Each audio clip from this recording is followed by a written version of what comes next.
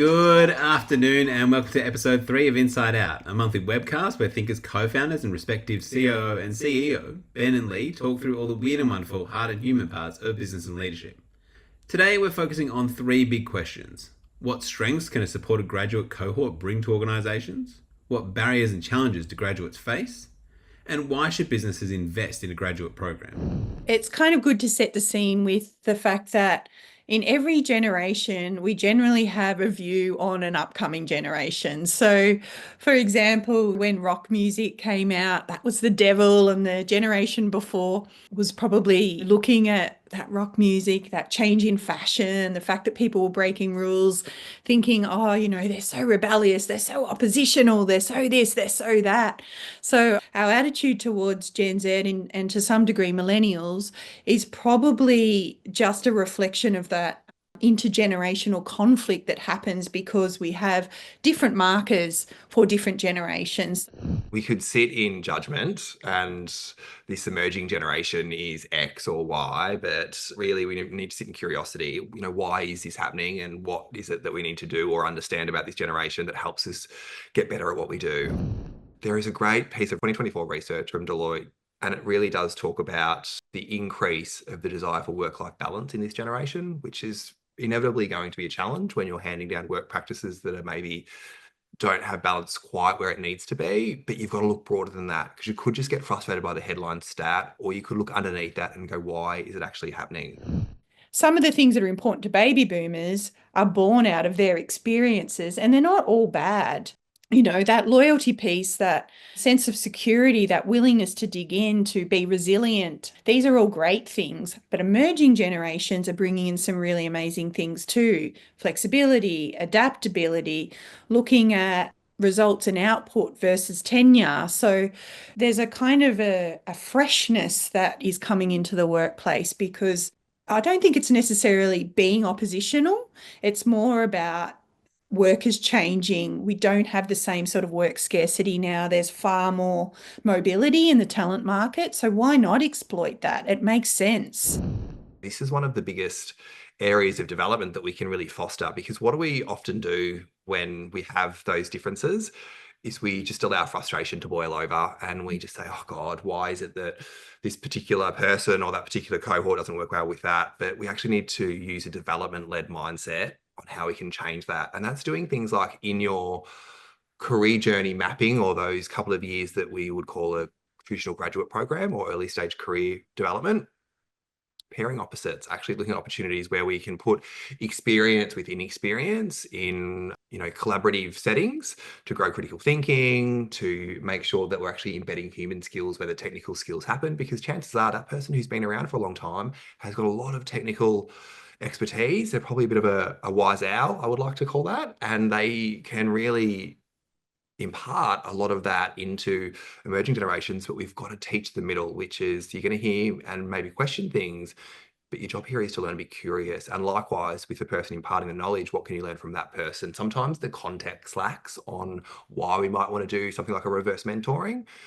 I just come back to the very foundation of, if you can use this mindset of pairing opposites with, they've got maybe opposite experience, opposite opinion, opposite ends of their career, you can do a lot more in growing really great understanding and technical skills side by side.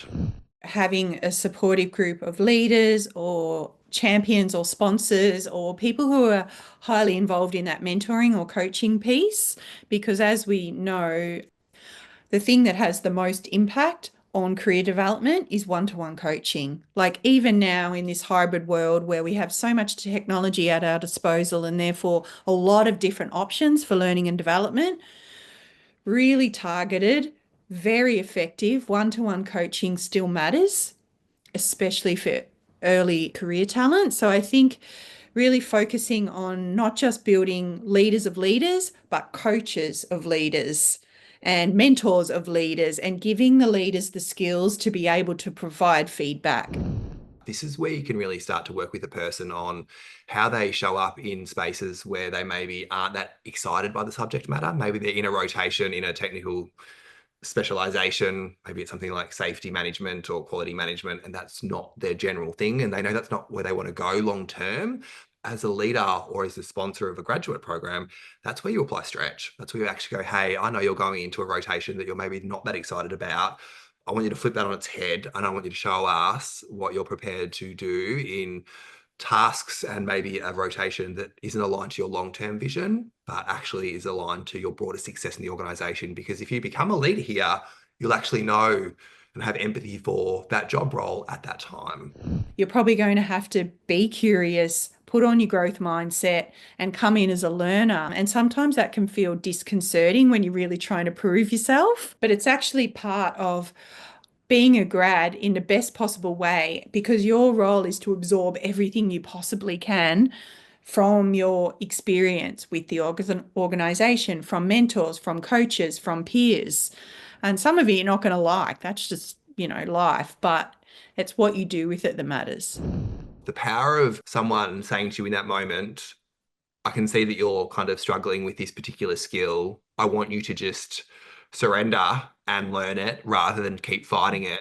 That's what I talk about when I mean leaders who have the power to give development-led feedback. I can see this going on for you, and I want to give you your blind spot so as you get there quicker. You had to get there yourself. However, if we have got leaders in organizations who are true coaches who can see that, they'll actually sit less in frustration and more in curiosity of the person and the ability to actually push them, and the person will forever appreciate that.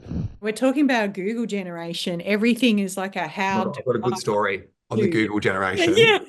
I read this. This is not a me thing. This is a meme or somewhere on LinkedIn, I want to say. But a mum asked their son to find in a set of encyclopedias that were in the garage a question, took the son out there to the garage and said, hey, I want you to tell me who the Prime Minister of Great Britain was during World War II. And the son went to the encyclopedia set and picked up W as encyclopedia, and the parent thought, oh yeah, we're on the right track. Either going to look for, World War II or, Winston Churchill. This is looking pretty good. But instead, the son flicked to and looked for who was as the opening statement, because that's how they would type into Google. Who was the Prime Minister? And that's that digital native thinking. They don't get information like maybe we used to when we had to go to the library and visit encyclopedias. It's how do I ask the question to get the information I need to get to? And you think about systems that compartmentalize information, it's prohibitive to how they want to work.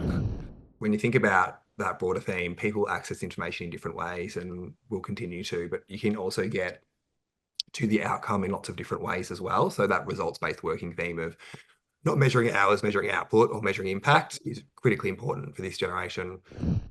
If we just move from judgment into curiosity more of the time, and we start thinking about maybe what we've handed down from generation to generation, that allows us to understand a lot of the different things that are maybe emerging trends that we can put into a development-led journey versus just get frustrated by. I think it's so important just to sit in what is it that we need to learn first before we build a program or we build a mindset to how we want to engage. I think it is also about appreciating that every generation is going to bring a different perspective to work, and they're no better or no worse than the next generation and so on and so forth. But I think it's about really being able to leverage the strengths of each to create a powerful team.